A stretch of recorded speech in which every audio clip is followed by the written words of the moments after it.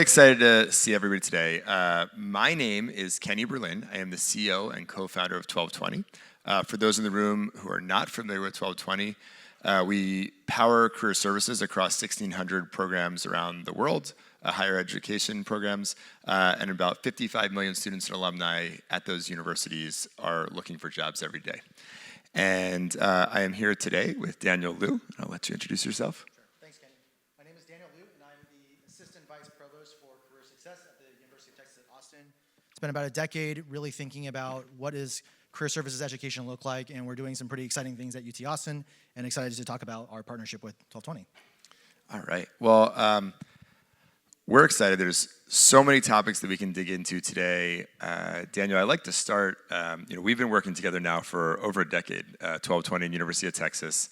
How did we end up here? How did you guys make the decision originally to join the 12twenty platform, come on board, expand your partnership with us?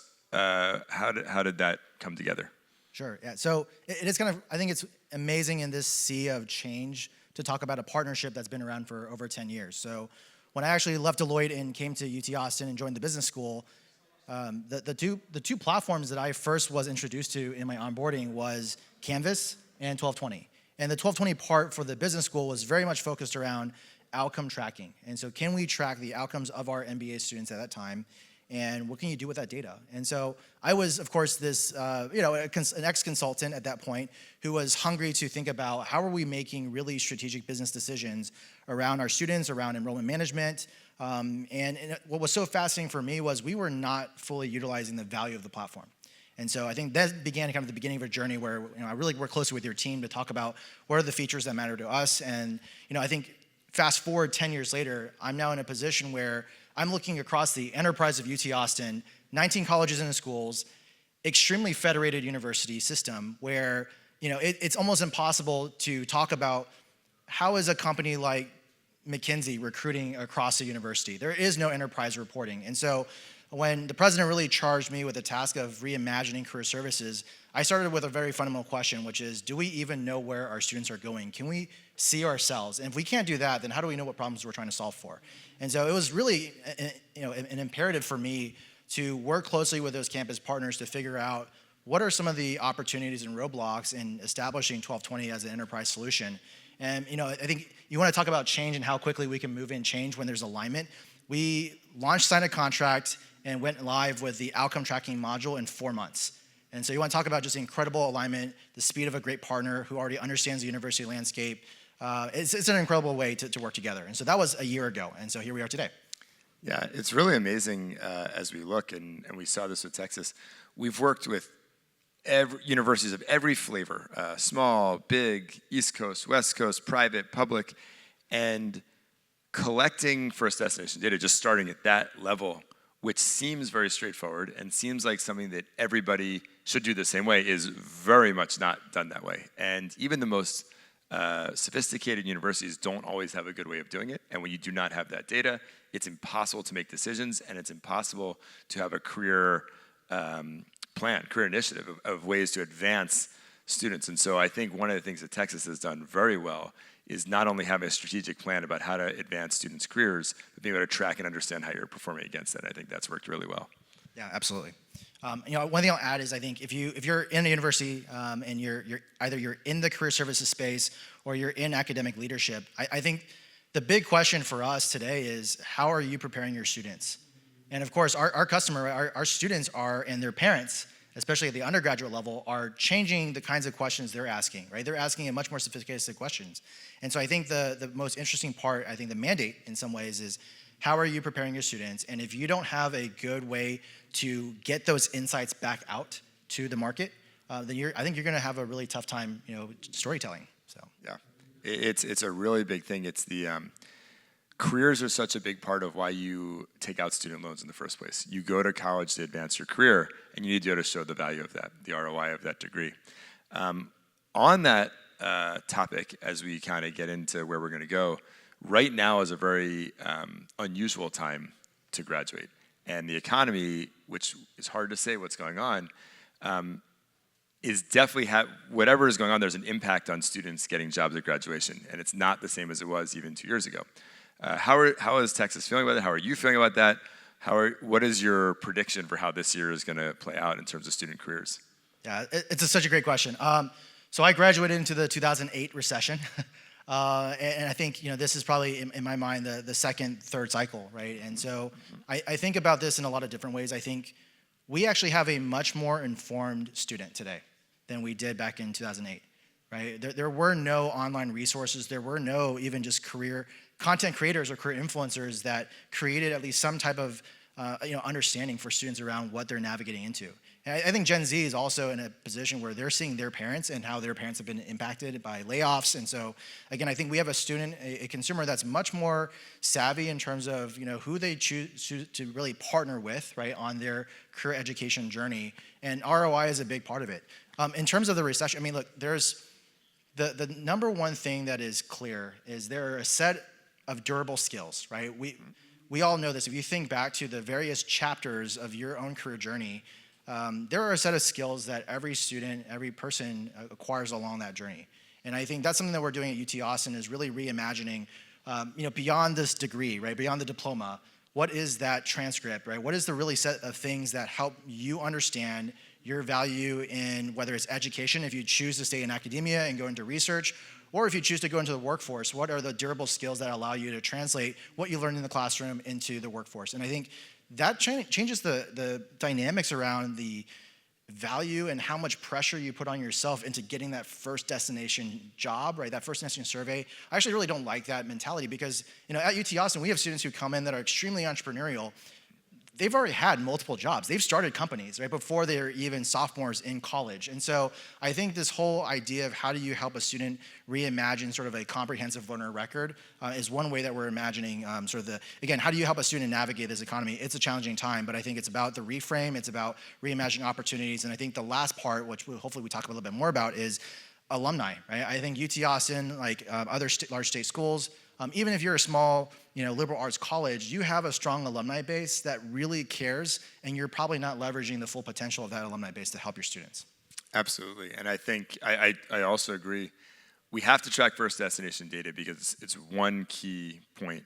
But even in the best economy, the first job you get is almost definitely not what you're going to do for your entire career, and you're building a set of skills, and career services setting you up for an entire career and a lifelong journey, much more than that first job. Yeah, absolutely. Yeah. So on that note, so UT Austin has set a goal to have 90% positive career outcomes within 5 years. So talk to me about what that plan is, how you get there, how you're tracking against that, and how 12twenty can help. Yeah. So I think, most of us probably don't. How many people in the audience have kids, right, who are in college right now? Okay. Have you looked at your son or daughter's university careers centers page and the reports about what percentage of students get a job post-graduation, right? Okay, no one. You should be looking at those, right? But here's the secret. Most of those reports, right, are they're marketing material, right? How do you actually really track at an undergraduate level not just the first destination outcomes, but the entire journey of a student, right? What internships they took, and how much they got paid for those internships. And if you can take that data and democratize it within your ecosystem, you create a self-service model that is incredibly insightful for students. And so that's one of the reasons why we really partner with 12twenty, and we're excited, and we're launching this broader partnership is, I look at in 5 years the amount of data that we will have because UT Austin students have provided their own data. We will have a database that's better than Glassdoor, right? And it's not just about a job, it's about the entire journey. It helps students make better decisions. We can get into the AI components of this as well, but at the end of the day, it's how do you help create a more scalable model that allows students to be self-empowered through data insights from their own communities and ecosystems, other students like them who got the exact degree that they got, what does that experience look like, and how they use that to help them be more successful in making strong decisions. Yeah, absolutely. And as you think about that, and the career services that Texas wants to provide, how do you provide a personalized career journey, right? How do you use the data and the information that you're now collecting via 12twenty and through other tools you're using? How do you then craft a personalized career journey, right? And you talked about this, like there's no two students that are the same. They're not just coming out and all going into one thing anymore. So how do you build that experience? Yeah, so this is definitely not the job that a career center alone can accomplish. And so something that we're doing at UT Austin is we're really starting to shift our model. Again, if you imagine 19 colleges and schools, there are 19 college career centers, right, within our ecosystem. How do you help each one of them work with their students? All right, some of our colleges have less than 1,000 students. We have some that have 10,000 students. And so I think the piece about personalization really comes down to, again, a record of truth that allows for not only that student to keep track of their own experiences, but also the staff that support, the faculty who are engaged. And again, I think a more scalable solution has to require some degree of academic integration. So again, those are some of the aspects and components of what we're looking to reimagine and transform. Now, I think getting back to the piece around how do you get to 90%? Right? Well, if you don't even know where you're starting today, you're never going to get there. And I think much like a lot of universities that focused on student success from a graduation rate standpoint, there's certain thresholds and standards over the last decade where we've watched universities really try to tackle that problem. I think the new definition, the broader definition that UT Austin looks at for student success is career success. And so, again, I think where we are today is we're roughly around 60%. 60% knowledge rate. That means we know roughly where 60% of our students are doing or going post-graduation. That's not good enough. And so again, I think part of the mandate and charge for us is we have to have the infrastructure to be able to track our students, and that's going to allow us to better understand what our students are doing. I'll give a really tangible example. One of my favorite conversations was with our associate dean in our College of Natural Science. It's a college with over 11,000 students. If you're pre-med, you're a biology major, you're going to be in the College of Natural Science. What happens to the students who take the MCAT and realize I'm not going to be a doctor, or I'm not going to go on this track? And so even just thinking about what is the total addressable market of the number of students who drop, right, away from that pre-med track post kind of junior or early junior year, we didn't have a sense of that. And so we did some swags around this, and now we have the data where we can start to understand what exactly is that population drop, how large is that population. My swag is like 3,000 to 5,000 students. And so that allows that college to think more strategically about the resources that they're going to use and how they might devote more resources. So as, again, a tangible example, what does the sophomore experience look like versus the freshman experience when you know that there's this cliff, right? This change that happens junior year. How do you actually spend more time with students in their sophomore year so that because their freshman year, it's a very laid out track. They're focused, they know I'm going pre-med, I'm gonna be a doctor, but then sophomore year, doubt, right, might start to creep in, more exploration starts to happen, and I think providing that infrastructure only was possible because we started to have really insightful conversations about the students and the data that we were seeing. Yeah, it's an amazing thing. Again, working with so many schools, no two schools are tracking the same types of data. And so one of the cool things we love to do is allow the system to be flexible to track something like that. Yep, and to understand what's going on, because even within a university, right, you guys have 19 career centers, and each of the 19 want a different view. They want to understand. You can't be making decisions and strategic decisions without understanding what's going on. The way that the career centers and the University of Texas has approached that data collection is awesome and sophisticated, and that's really important. It's part of what makes everything go forward. Thanks. Yeah. Let's talk AI just before we run out of time here. I think we've got to get there. Talk to me more about how AI is changing career services and what you're seeing in that area. Yeah, I think I'd actually be curious for your perspective. I'll answer on my side real quickly. Again, no university is not thinking about AI. I think, from my lens as a leader in the career services space, we have over 250 professionals who support students on a day-to-day basis. And I know that there are challenges in terms of where you put investments. And so one of the key things we're thinking about is, instead of just immediately focusing on student adoption, what does it look like to help our staff? And so we're actually launching some really interesting things around what does a co-pilot look like for a career services staff professional. Again, I think there's a lot of tools and resources out there for students. And again, 12twenty is one of the key partners for us. So I want to kind of turn it back to you and ask you, when you think about all the university partners you have, how are you shaping your AI roadmap? Yeah, it's an amazing time. And I think we are huge believers in AI at every level of career services and in the software that we build. Everything from how students are prepared for a world in which they're going to be using AI in their jobs to how we can support the career center, the students, and the employers to better connect the right student to the right job, right? The world works better when you make those matches, right? So you want every student, every person that comes into a job to be in a career that's the right fit for them, and employers to find the people that match. And so AI is transformative in the way that it's allowed us to connect resumes to the correct job, to allow employers to be able to evaluate candidates for their jobs in ways they never could before. Because in the old days, you're looking at resume after resume after resume, and you're looking for keywords, but keywords are only part of it. There's so much more behind that AI understands about the career. All those things that students did in freshman year and sophomore year and junior year, it knows better than we do what are going to lead to the successful fits. It's amazing. And I think the other things that are really cool, because that's some of the sexy stuff that you talk about, but it's even more than that, just the productivity of the software alone, the way that we can help career centers manage thousands of interviews, the way we can help you manage thousands of appointments you're booking with students every day. Those tools themselves are also a major, major part of how the productivity that they allow is a really big piece of this as well. And I think that doesn't get talked about as much, right? We all think about the high-level stuff, but not just the efficiency that you get that allows a career center to do twice as much with half the amount of staff. I'm curious, is there a AI-related feature that you're hearing from your university partners that they're really asking for this new feature? Is there anything that you're starting to see come up as a common theme? Yeah, I do think the biggest one that you get is the ability to find the right students quickly for a job, right? So an employer calls up the career center and says, hey, we've got an opening for a product manager role. I don't want any student. I want who are the 3 best students you know for this job? Do you think you could send me their resumes? And I think in the old days, you would see career centers, kind of think about it, and you're doing the scrolling thing.